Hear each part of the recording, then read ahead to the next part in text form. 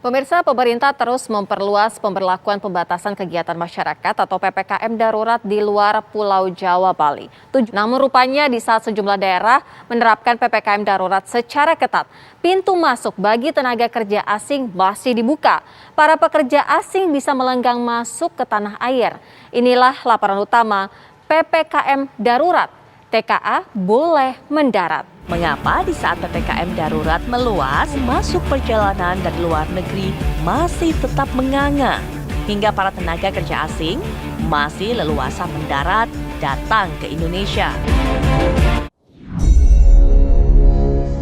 Wah, seru nih sahabat Newmind informasi kali ini. Tapi ini bukan informasi laporan ya. Ini fakta lapangan yang kita bisa lihat langsung. Untuk bukti, bagaimana kalau Anda ada waktu pakai double masker, full disinfektan, kita ke Bandara Soekarno-Hatta yuk. Saat ini ketika PPKM dilaksanakan, kita beramai-ramai ke Bandara Soekarno-Hatta di atas jam 12 malam. Ini syarat sekali lagi, di atas jam 12 malam.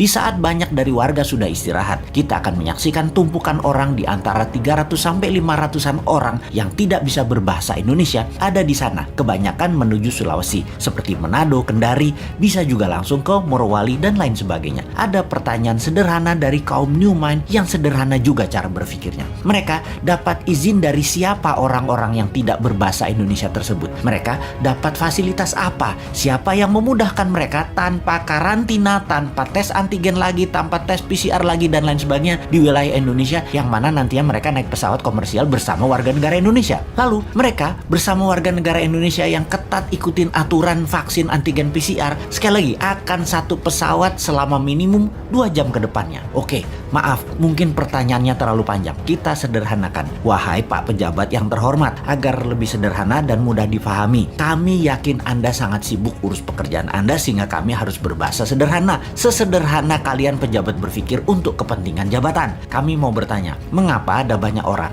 di masa pembatasan PPKM, orang ini orang asing, tempat berasalnya virus yang tanpa karantina, sebagaimana layaknya negeri lain melindungi bangsanya dan negaranya dari virus import ini, langsung dari Tiongkok, langsung transit dan menuju Manado. Kok bisa langsung transit dan menuju Manado, Morowali, Kendari, tidak di antigen lagi, tidak di PCR sekali lagi untuk dicek, atau bahkan dikarantina dengan tanggungan biaya mereka masing-masing sendiri, atau bohirnya deh, atau yang mengizinkan yang membiayai. Lupa, yang mengizinkan kan pejabat yang berkuasa. Kalau dia yang membiayai pakai uang APBN, wah salah nih. Jangan yang kasih izin yang membiayai. Yang membiayai adalah mereka yang memberikan pekerjaan. Kita minta biaya dari perusahaan yang kasih pekerjaan ke mereka yang tidak bisa berbahasa Indonesia tersebut. Oke. Sebentar. Kok yang memberi pekerjaannya tidak memberi pekerjaan ke warga negara Indonesia ya? Kayaknya mereka yang hadir itu semua buruh kasar deh. Bukan white collar atau manajer ke atas deh. Kan di wilayah smelter itu semua pekerjaannya terbanyak adalah buruh kasar ya. Bagaimana ya jika diberikan pekerjaan ke warga negara Indonesia, mungkin ditambah belajar sedikit aja, mereka diajari 3 bulan aja, jangan-jangan mereka lebih mahir tuh daripada yang impor tadi. Lupa, yang beri izin bukan pejabat yang cinta tanah air, jangan-jangan, tetapi cinta cuan asing. Dan sekali lagi, tindakan itu dilindungi terus dengan pasukan buzzer. Untung ya pinter mereka itu dan punya budget lagi untuk bayar buzzer pencipta kebencian itu. Satu lagi baru ingat, ada pakai duit yuan di situ, harus dibayar ke warga Tiongkok supaya yuannya nggak kemana-mana. Jadi warga negara Indonesia dapat apa sebenarnya? Sudah tanah airnya dikeduk, duitnya nggak dapat, warganya nggak dibikin pinter, pekerjaan nggak dapat, lalu kita dapat apa? Lupa, kita dapat juga, yaitu kita dapat tai sama kencing orang yang tidak bisa berbahasa Indonesia itu. Mantap.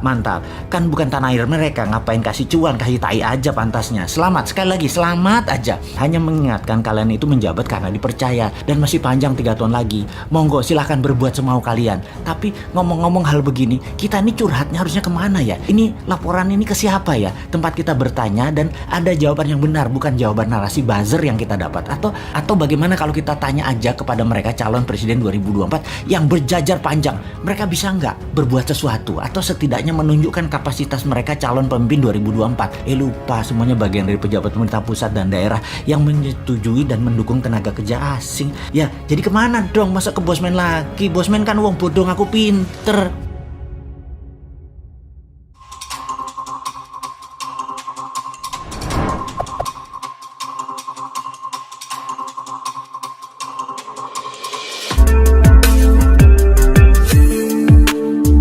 Semua orang asing yang datang ke Indonesia itu harus punya vaksin card. Jadi orang yang sudah divaksin paling tidak 1 kali, 2 kali malah kita bilang, maaf. Banyak Pak tenaga kesehatan yang mau kasih surat vaksin tanpa vaksin.